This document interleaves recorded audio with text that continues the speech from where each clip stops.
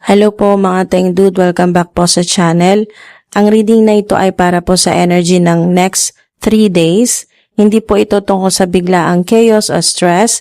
Ito po ay tungkol sa unti-unting manifestation ng abundance, happiness at inner peace.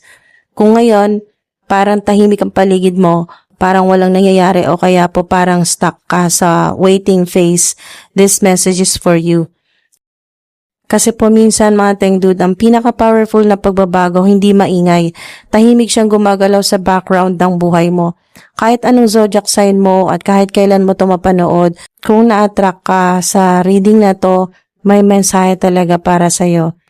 Mga Teng Dude, silipin niyo rin po ang description at pin comment para sa mga importanteng announcements, updates, support, options, donations, tips, affiliate links at private readings. Relax lang mga Teng Dude, huminga ka lang, and let's start the reading. Dreams of Abundance at Deep Breathing card. Ang energy po dito ay soft but deeply powerful. Parang sinasabi ng Divine Universe na ang pagbabago mo ngayon is internal before external.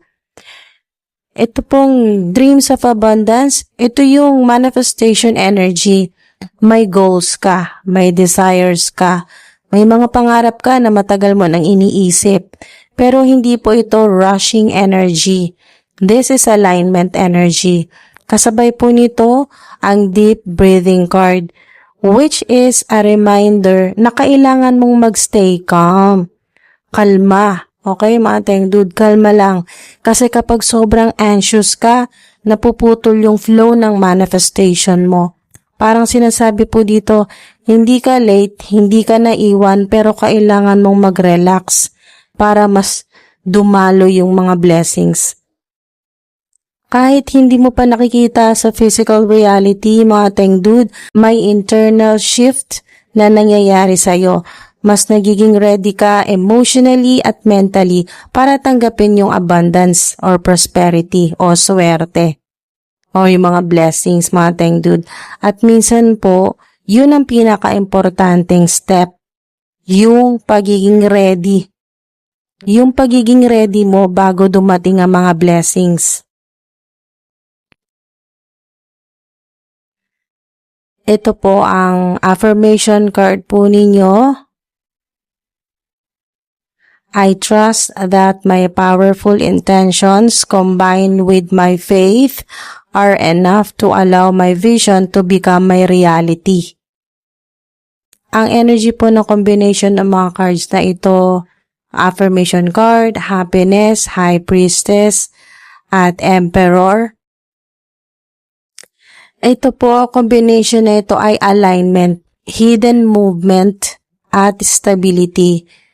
Ito pong happiness card, ito yung sign na may paparating na emotional relief.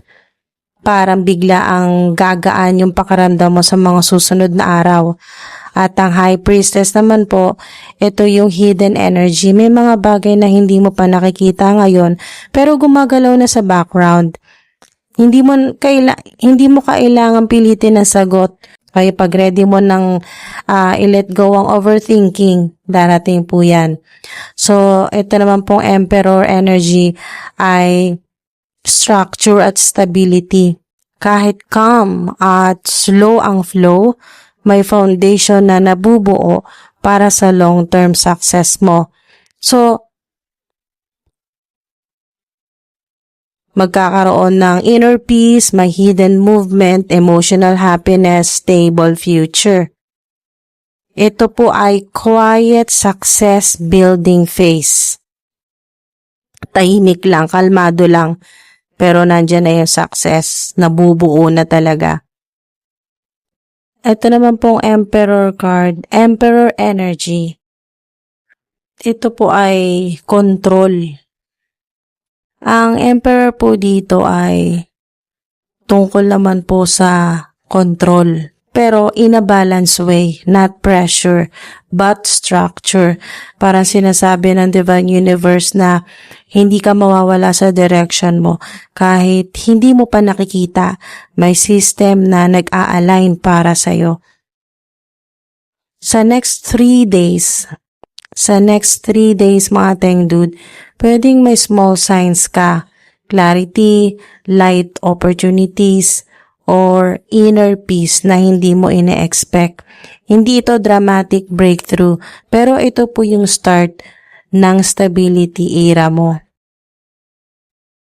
Kung pagsasamahin lahat, may alignment ng dreams mo, may emotional healing, may hidden movement, may stability building. Kaya kahit parang tahimik ngayon, actually may progress. Hindi lang halata. Hindi ka delayed, nagpe-prepare pa lang ang path mo. Ito naman po yung mga lucky numbers, angel numbers po ninyo. 2, 3, 6, at 8. 2, 3, 6, at number 8. Ito naman po mga lucky colors po ninyo. Green, white, gold, light blue.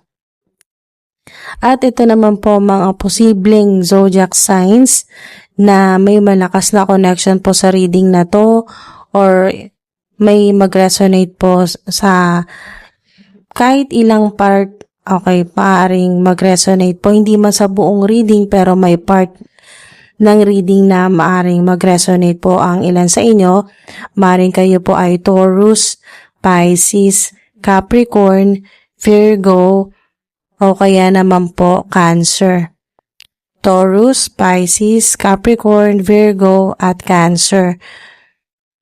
So, hindi matatapos ang reading po ninyo na hindi nyo marinig itong good news. Kailangan marinig nyo rin ito mga Teng Dude. May hidden blessings. Okay? May hidden blessings at emotional relief at stability. Parating na po yan. Ang challenge naman po sa inyo ng reading po na ito, patience at overthinking. Yan po ang challenge. Ito naman po ang red flag or warning. Iwasan po ang forcing outcomes. Okay? Iwasan nyo po ang forcing outcomes.